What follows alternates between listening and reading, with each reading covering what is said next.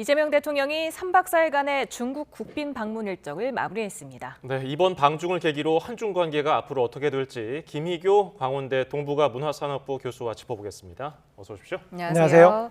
네, 3박 4일 일정 중에 가장 인상 깊었던 장면을 꼽으라면 어떤 걸 꼽을 수 있을까요? 많은 분이 비슷하게 생각하실 텐데요. 저도 샤오미 핸드폰으로 두 분이 셀카를 찍은 걸 가장 인상적이었다고 생각합니다.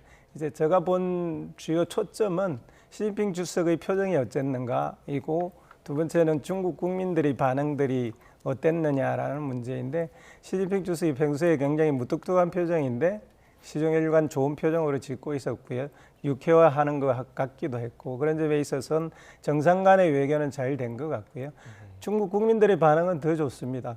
짤로 돌아다니면서 수많은 조회수를 얻고 있어서 거의 연예인급 대우를 받고 있어서 어쨌든 신뢰 회복이라는 측면에 있어서는 좋은 정상회담이었다 생각합니다. 예, 인터넷에서도 중국 국민들이 짧은 영상을 보는 것 같은데 네.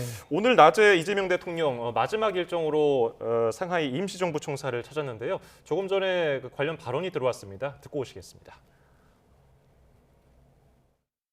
올해는 대한민국 임시정부 상하이 청사 100년 그리고 백범 김구 선생 탄생 150주년을 맞는 뜻깊은 해입니다. 이 역사적인 시기에 상하이 청사를 방문하게 돼서 참으로 기쁘게 생각합니다. 대한민국 독립운동의 역사는 중국을 빼놓고는 이야기할 수 없습니다. 독립운동 사적지의 절반 가까이가 중국에 있을 만큼 중국은 우리 독립운동의 주 무대였습니다. 그 중에서도 이곳 상해는 백범 김구 선생께서 백범 일지 집필을 시작한 곳이자 윤봉길 의사가 홍구공원 의거를 거행한 상징적인 공간이기도 합니다. 지금 우리가 있는 이곳 마당로는 1919년 수립된 대한민국 임시정부가 일제의 혹독한 탄압을 피해 여러 차례 거처를 옮긴 끝에 1926년부터 1932년까지 약 6년간 머물렀던 장소입니다. 우리 선열들은 이곳에서 대한민국이라는 국호를 지키고 민주공화국이라는 희망을 포기하지 않았습니다. 조국의 광복을 향한 신념 하나로 버텨냈던 그 시간들이 바로 이곳에 고스란히 기록되어 남아 있습니다. 이 상하이 청사는 한때 철거 위기에 놓이기도 했지만 중국 정부의 적극적인 협조로 지난 1993년 성공적으로 복원됐고 오늘에 이르기까지 33년간 자리를 지켜오고 있습니다. 어려운 가운데서도 이 청사를 지켜주신 중국 정부에 깊은 감사 인사를 드립니다. 그리고 오늘 이 자리에는 김구 선생의 은신처 마련에 도움을 주신 저보성 선생, 그리고 광복군 대원들의 호송작전을 성공적으로 이끌어주신 소경화 선생의 후손 여러분도 함께하고 계십니다. 국적과 민족을 넘어 정의와 평화를 위해 헌신해 주신 모든 분께 대한민국 국민을 대표해서 진심으로 감사하다는 인사를 드립니다. 100년 전 이곳 마당로에서 켜진 독립의 불빛은 오늘의 대한민국을 밝히는 네, 9년 전에 문재인 전 대통령도 이제 충칭에서 임시정부 청사를 방문을 했고요. 오늘 상하이 임시정부 청사를 중국 마지막 일정으로 이렇게 이재명 대통령이 방문을 했는데 어떤 의의가 있다고 보십니까? 무슨 대한민국 대통령이면 중국을 가면 당연히 대한민국의 시원 출발점인 상해 임시정부를 하시고 싶어 할 거고요. 그런 점에 있어서 너무나 당연한 일정이라고 보여지고요. 또 하나는 아무래도 중국과 10여 년 이상 관계가 안 좋았다가 다시 좋아지는 시기이기 때문에 중국과 공통의 역사를 이야기할 수 있는 굉장히 좋은 장소였다라고 생각이 됩니다. 그런 점에 있어서 찾았고, 상해를 방문할 수밖에 없었기 때문에 들린 이유도 물론 있을 겁니다. 상해는 지금 중국의 경제 중심지일 뿐만 아니라 AI를 포함한 새로운 핵심의 기지가 되고 있기 때문에 그것을 보러 가신 것 같기도 합니다. 예, 지금 중일 관계가 워낙 좀 좋지 않기 때문에 중국 기관지는 이번 이재명 대통령의 상하이 임시정부 청사 방문에 대해서 역사 문제, 그러니까 일본과의 역사 문제가 아직 종결되지 않았다는 것을 의미한다 이렇게 해석했거든요. 어떻게 분석하세요? 우리도 실용적으로 일본과 문재인 정부 때는 특히 그랬었고요.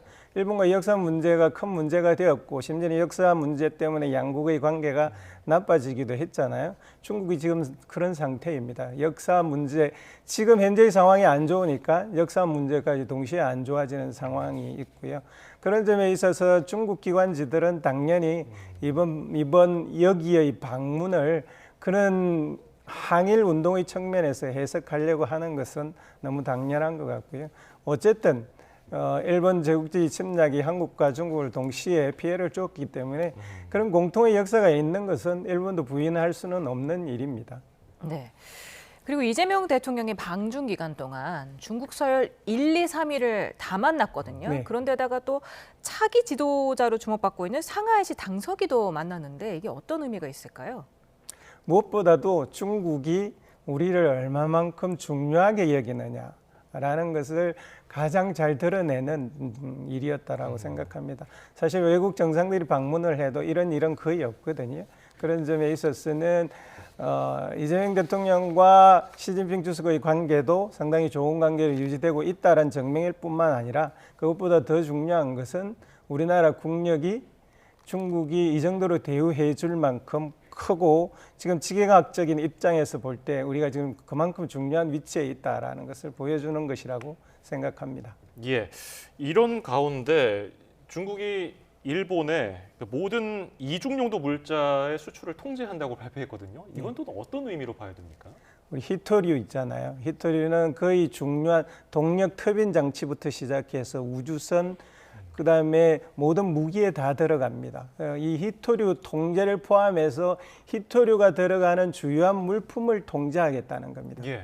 이게 얼마만큼 위력을 발휘하느냐 하면 옛날 일본이 센카쿠 열돌 때 히토류 통제를 시작하자마자 3일 만에 결국 일본이 항복 선언을 했었거든요. 근데 이제 지금은 그때보다 훨씬 더 심각하게 통제에 들어가고 있는 거고요. 센카쿠 열도 이후에 지금까지 일본이 이 히토류 통제로부터 벗어나기 위해서 상당히 노력을 했습니다. 그래서 일본 자료에 의하면 한 62% 수준까지 내려왔는데 문제는 중히토류라고 하는 겁니다. 이거는 중국에 아직도 여전히 90% 이상 통제를 하고 있어요. 예. 이 중히토류 없으면 무기 생산도 못하고 반도체며 기타 중요한 부품들이 심각한 손실을 입게 되어서 일본으로서는 굉장히 큰 경제적 충격이 왔다라고 볼 수 있는 일입니다. 네.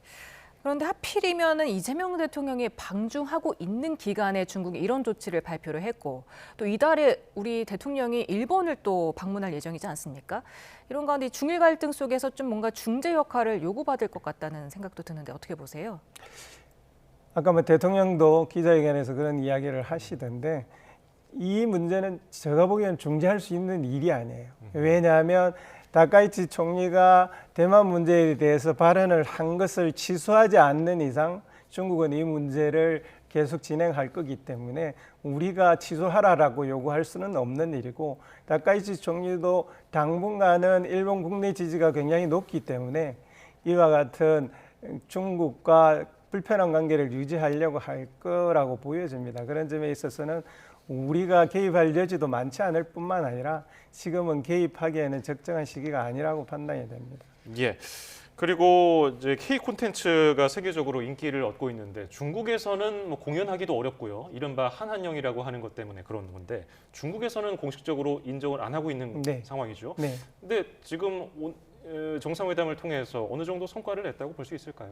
예, 분명하게 다시 한한령이 일부 풀리기 시작한다라고 선언이 된 것 같습니다. 우리 대통령께서도 질서 있는 문화 교류가 시작될 것이다라고 말했고 중국 외교부도 비슷하게 건강하고 질서 있는 외교부 문화 교류를 시작할 것이다라고 했기 때문에 어떤 것부터 시작하느냐가 문제이지 이건 일종의 한한령이 해제되었다라는 사인으로서는 충분히 의미가 있다라고 생각합니다. 네. 그리고 한중 정상회담 모두 발언에서 시진핑 주석이 역사의 올바른 편에 서야 한다 이렇게 말한 데 대해서 이재명 대통령은 공자님 말씀으로 이해했다. 착하게 잘 살자는 뜻 아니겠느냐 이렇게 또 얘기를 했더라고요.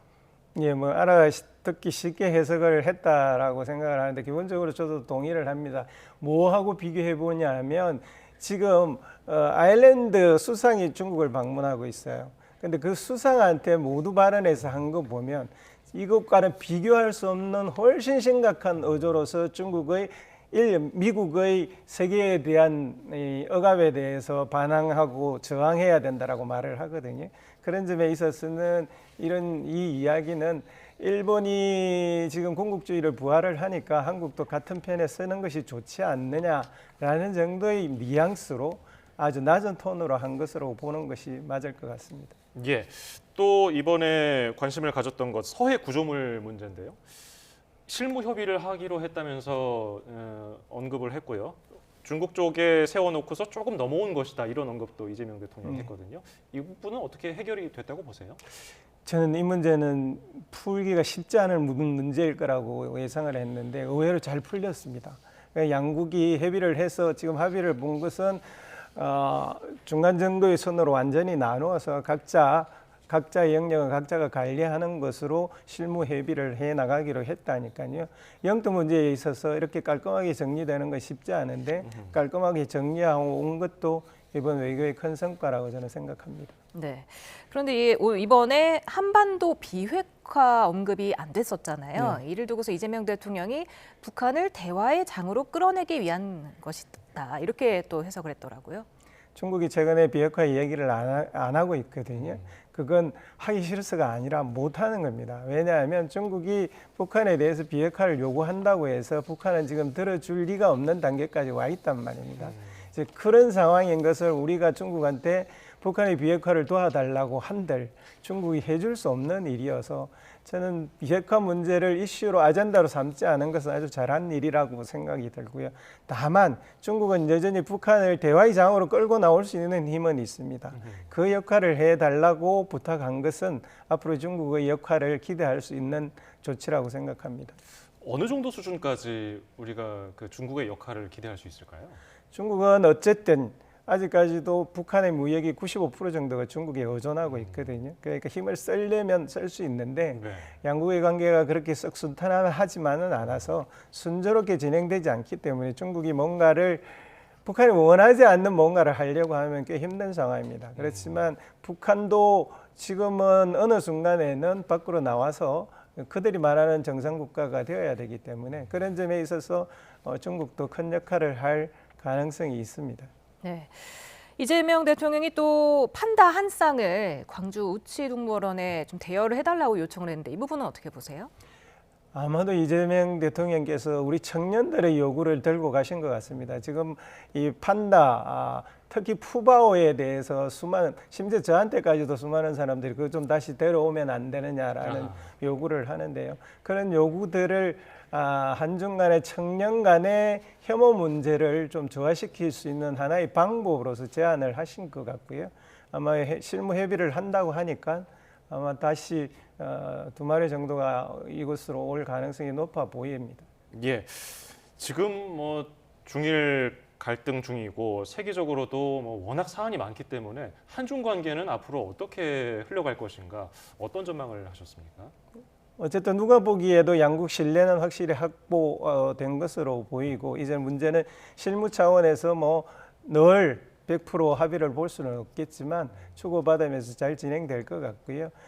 어쨌든 지금 충돌의 시기이기 때문에 가능한 한 국가라도 좀 더 적대적인 아닌 국가, 상호 호혜적인 국가로 만들어 나가는 것이 굉장히 중요한 시기라고 생각된다는 점에 있어서 이번 한중 정상회담은 의미가 있다라고 생각을 합니다. 예, 오늘 도움 말씀은 여기서 줄이겠습니다. 김희교 광원대 동북아 문화산업부 교수였습니다. 고맙습니다. 감사합니다. 감사합니다.